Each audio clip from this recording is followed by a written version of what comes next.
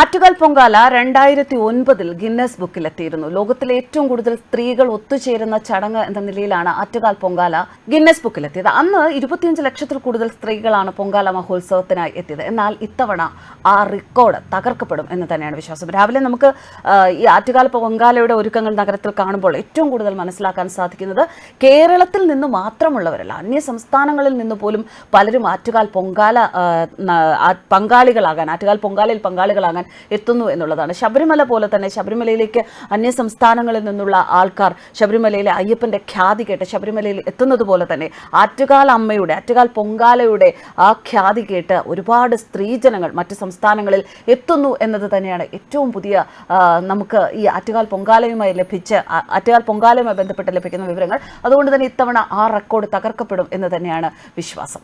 ദേവീസ്തുതികളുമായി ആയിരങ്ങൾ തൊഴുതിറങ്ങുന്ന ക്ഷേത്രം ഭക്തിയുടെ ഒരു കടലായി മാറുന്ന കാഴ്ചയാണ് കാണാൻ സാധിക്കുന്നത്. രാവിലെ 10 നടക്കുന്ന ശുദ്ധ പുണ്യാഹത്തോടെയാണ് പൊങ്കാല ചടങ്ങുകൾ ആരംഭിക്കുക. കർണകി ചരിത്രത്തിൽ പാണ്ഡ്യരാജാവിനെ വധിച്ച ശേഷം വിജയശ്രീലാളിതയായി വരുന്ന ദേവിയുടെ ഭാഗം തോറ്റം പാട്ടുകാർ അവതരിപ്പിച്ചു കഴിഞ്ഞ ഉടനെ തന്ത്രി തെക്കേടത്ത് പരമേശ്വരൻ വാസുദേവൻ ഭട്ടതിരിപ്പാട് ശ്രീകോവിലിൽ നിന്ന് ദീപം പകർന്ന് മേൽശാന്തി ഗോശാല വിഷ്ണു വാസുദേവൻ നമ്പൂതിരിക്ക് കൈമാറും. മേൽശാന്തി ക്ഷേത്ര തിടപ്പള്ളിയിലെയും വലിയ തിടപ്പള്ളിയിലെയും പൊങ്കാല അടുപ്പിൽ തീ പകരും.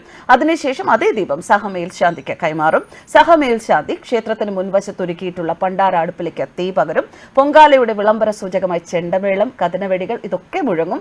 ഇതോടെ ലക്ഷക്കണക്കിന് പൊങ്കാല അടുപ്പുകളിൽ, കേരളമൊട്ടാകെയുള്ള ലക്ഷക്കണക്കിന് പൊങ്കാല അടുപ്പുകളിൽ അഗ്നി ജ്വലിക്കും. ഉച്ചയ്ക്ക് 2:30 പൊങ്കാല നിവേദ്യം. പൊങ്കാല നിവേദ്യത്തിനായി ക്ഷേത്രത്തിൽ നിന്ന് 300 പൂജാരിമാരെയാണ് പ്രത്യേകമായി നിയോഗിച്ചിരിക്കുന്നത്. തിരുവനന്തപുരം ജില്ലയെ മാത്രമല്ല സമീപ ജില്ലകളെയും ഭക്തിയുടെ ലഹരിയിൽ എത്തിക്കുന്ന ഉത്സവമാണ് ആറ്റുകാൽ പൊങ്കാല. കാരുണ്യദായിനിയും സർവാർത്ഥസാധികയും ശരണാഗതയും രോഗവിനാശിനിയും വിദ്യാഭഗവതിയും ത്രൈലോക്യ മാതാവുമായ ദേവിയെ സ്ത്രീജനങ്ങൾ മാത്രമല്ല യക്ഷഗന്ധർവ സിദ്ധാദികളാൽ കീർത്തിക്കപ്പെടുന്ന സകല ദേവതകളും സിദ്ധയോഗികളുടെ മാനസത്തിലും വേദമന്ത്ര കാവ്യങ്ങളിലും ചൈതന്യമായി ശോഭിക്കുന്നവളുമാണ് എന്ന് പുരാണം പറയുന്നു. ജഗദമ്പയ്ക്ക് ഭക്തിയോടെ അർപ്പിക്കുന്ന യാഗപ്പൊങ്കാല വർണ്ണിക്കാനാകല. ഒരു പ്രദേശം മുഴുവൻ യാഗശാലയായി മാറുന്നു. ഹൈവേകളും വലിയ റോഡുകളും ബസ് സ്റ്റാൻഡുകളും ചെറിയ ചെറിയ വഴികളും വരെ ഇന്ന് യാഗശാലയാണ്. എവിടെയും ജനങ്ങളെ കൊണ്ട് നിറയും. കച്ചവടക്കാരും സ്ത്രീകളുടെയും കുട്ടികളുടെയും പ്രവാഹ നിമിത്തം നടന്നു പോകാൻ പോലും ഉണ്ടാകുന്ന ബുദ്ധിമുട്ട് ആരും പരിഗണിക്കാറില്ല എന്നതാണ് സത്യം. പൊങ്കാലയിൽ ദേവി സംപ്രീതയായി ഭക്തരുടെ സകല ആഗ്രഹങ്ങളും നിറവേറ്റി കൊടുക്കുന്ന ആദി പരാശക്തിയായി ഇന്ന് ഇവിടെ നിറഞ്ഞു നിൽക്കും.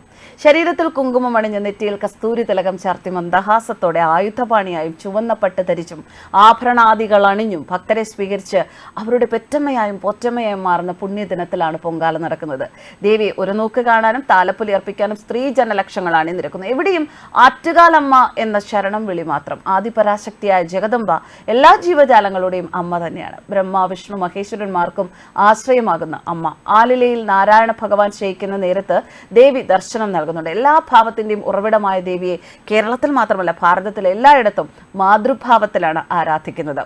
സകലർക്കും അഭയവും ആശ്രയവും സംരക്ഷണവും വാത്സല്യവും അനുഗ്രഹവും നൽകാൻ അമ്മയ്ക്കല്ലാതെ മറ്റാർക്ക് സാധിക്കും? സനാതനിയും സർവേശ്വരിയുമാണ് ആറ്റുകാലമ്മ.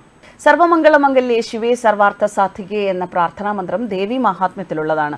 സർവ്വ ഐശ്വര്യങ്ങളും നൽകുന്നവളും നിത്യം മംഗളസ്വരൂപിണിയും സർവാർത്ഥ സാധികയും ശരണം നൽകുന്നവളും ത്രയംബകയും ഗൗരിയും നാരായണിയുമായ ദേവിയെ ഞാനിതാ നമസ്കരിക്കുന്നു. ദേവിയെ ധ്യാനിക്കേണ്ട രൂപവും പറയുന്നുണ്ട്. സ്വർണ്ണത്താമരപ്പൂവിന്റെ മധ്യത്തിലിരിക്കുന്ന ദേവിക്ക് 3 നയനങ്ങളുണ്ട്. മിന്നൽക്കൊടിയുടെ പ്രകാശമുണ്ട്. ശംഖചക്രങ്ങളും അഭയമുദ്രകളും കയ്യിൽ ധരിച്ചിരിക്കുന്നു. ചന്ദ്രക്കല, കണ്ഠാഭരണം, തോൾവള, ഹാരം, കുണ്ടലം ഇവയെല്ലാം അണിഞ്ഞിരിക്കുന്നു. ദേവേന്ദ്രൻ തുടങ്ങിയ ദേവതകളിൽ സ്തുതിക്കപ്പെടുന്നു. സിംഹാസനാരൂഢയായ ദേവിയെ ഇങ്ങനെയാണ് ധ്യാനിക്കേണ്ടത്. ന്യൂസ് ഡെസ്ക് കർമ്മ ന്യൂസ്.